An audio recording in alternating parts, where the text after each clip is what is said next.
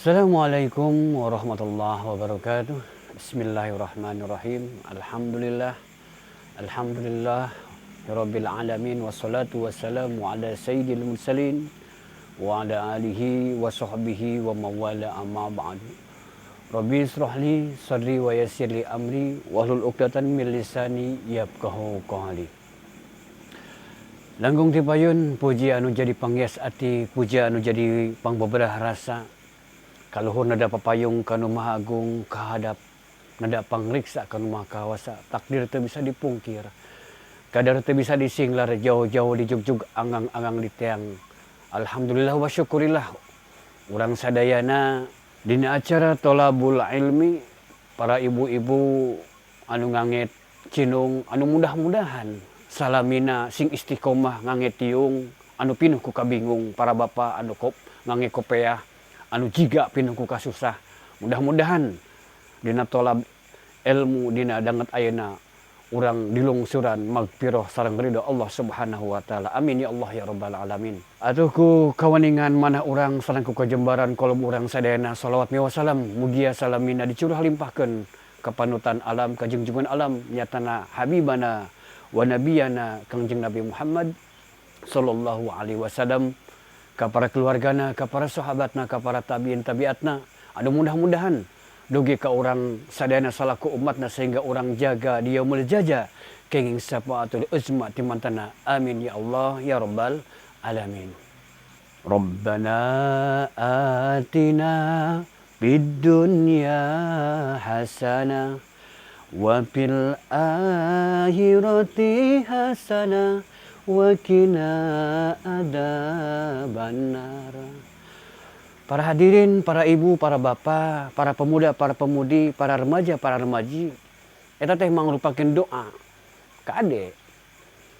Ulah jampe pamake wae, ulah buli-buli wae, ulah jimat wae nu dipake nu dibaca ku urang, bul kukus sidung lepus menyan badag saurobag, jan pis sigeud bulu wadul anu matak anu mawi, hulu butak katingang awi. Ulah eta nu dibaca.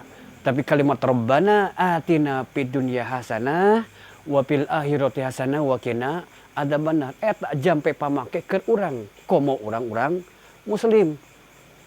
Jadi lamun hidup para remaja, para remaji, para pemuda-pemudi, komo budak sakola zaman kiwari nganggap boga pasangan, boga kabogo cek bahasa urang ayeuna eta hiji kabagjaan sakumadu arobana atina teu salah.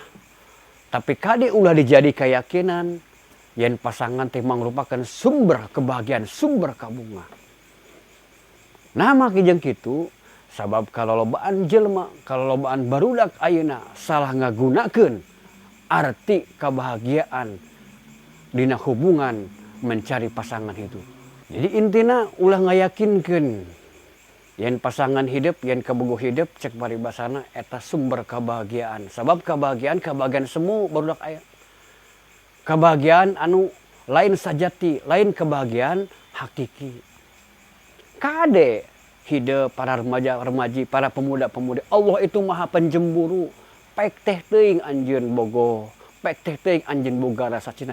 Tapi kade ulah tepikeun ngaleuwihan cintana ka Allah jeung ka Rasulna, sabab mardotilah mangrupakeun sumber kebahagiaan anu hakiki ti Allah Subhanahu wa taala. Hayang bukti lamun Allah Maha Pacemburu. Jadi boroning kebahagiaan hakiki bakal dibikeun ti Allah ka anjeun para pemuda, para pemudi, para remaja, para remaji nalikana keur ngayakeun hubungan malah mebendu jeung ajab nu bakal datang.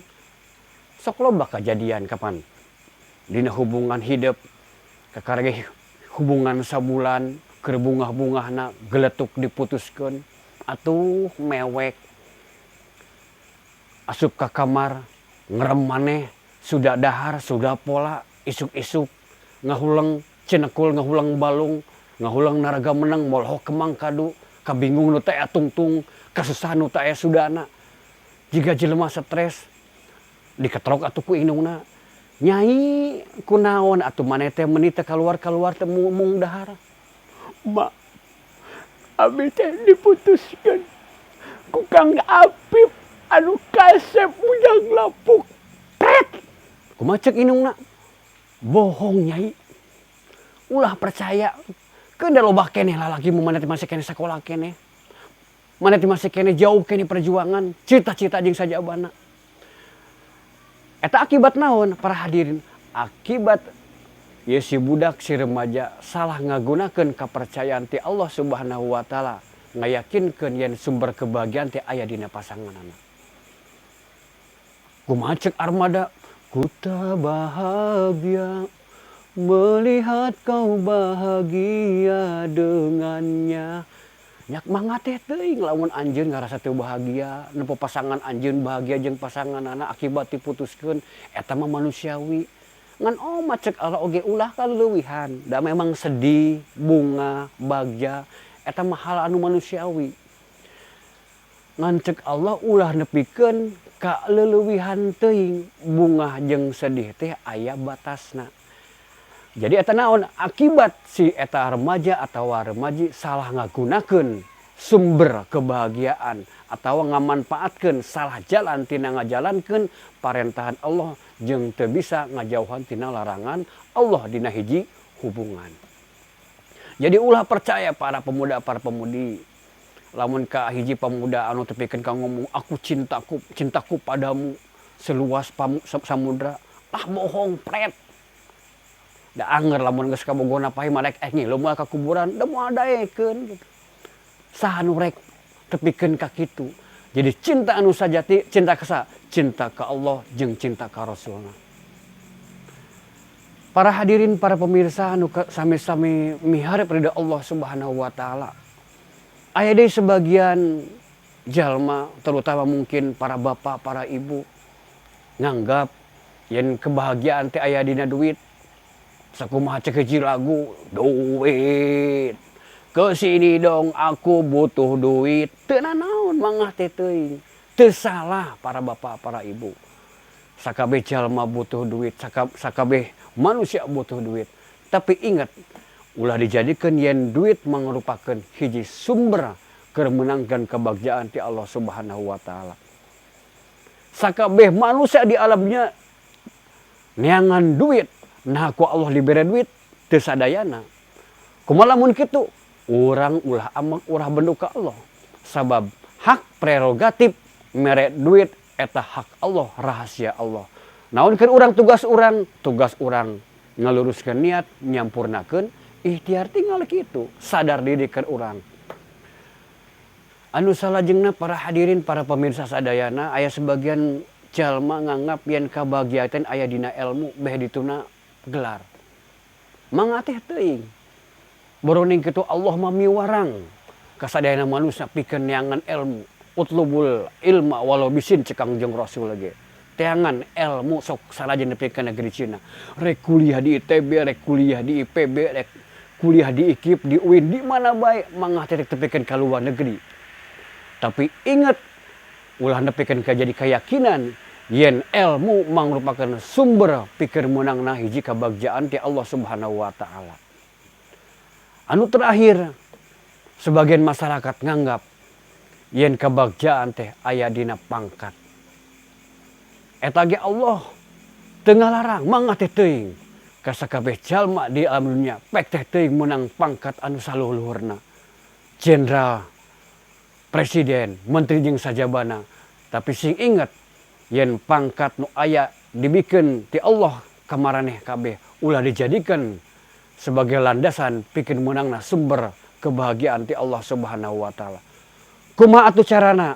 Jadikeun anu kahiji pasangan anjeun sing jadikeun alat pikeun meunang ridho Allah Subhanahu wa taala. Kumaha carana? Hubungan anu sesuai syariat Allah Subhanahu wa taala. Maka insyaallah kabahagiaan hakiki bakal datang ka anjeun. Salajengna duit nu aya di anjeun gunakeun pikeun naon? Pikeun meunang ridho ti Allah Subhanahu wa taala. Carana kumaha? Loba sedekah. Kesimpulan anu katilu para pemirsa sadayana pek gunakeun ilmu anu aya amalkeun pikeun meunangkeun ridho ti Allah Subhanahu wa taala. Sehingga insyaallah Allah Subhanahu wa taala bakal nurunkeun kabungahan jeung kabagjaan pikeun jalma-jalma anu bisa ngamalkeun eta ilmu.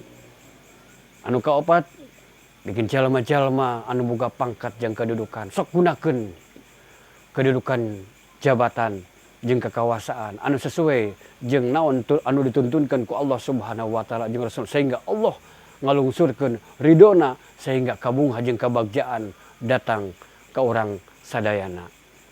Ka para hadirin Bapak sareng Ibu sadayana anu terakhir sim kuring percanten ka para hadirin sadayana bapak-bapak ibu-ibu anu lair aisan landung kandungan ipis lapis kanal kapal leuleuh sejer liat tali lagok tapak genteng kadek jorok ke pangalaman kadek jaga sareng didik amanah ti Allah Subhanahu wa taala nyaeta murang kali urang sadayana sehingga murang kali ulah jadi murang kali anu sarolihin sareng sarolihat. Para pemirsa, para hadirin anu sami-sami miharep Allah Subhanahu wa taala sakitu anu tiasa kapihatur mudah-mudahan sing tiasa manfaat khususna kasim kuring adu ngadugikeun umna ka para hadirin sadayana. Mugi agung cukup lumur jembar haputan adu teda bila langkung sahur bahe carek bobo sapanon carang sapakan ditutup ku doa Rabbana atina fid dunya hasanah wa fil akhirati hasanah wa qina adzabannar. Billahi hidayatu wat taufiq. Wassalamualaikum warahmatullahi wabarakatuh.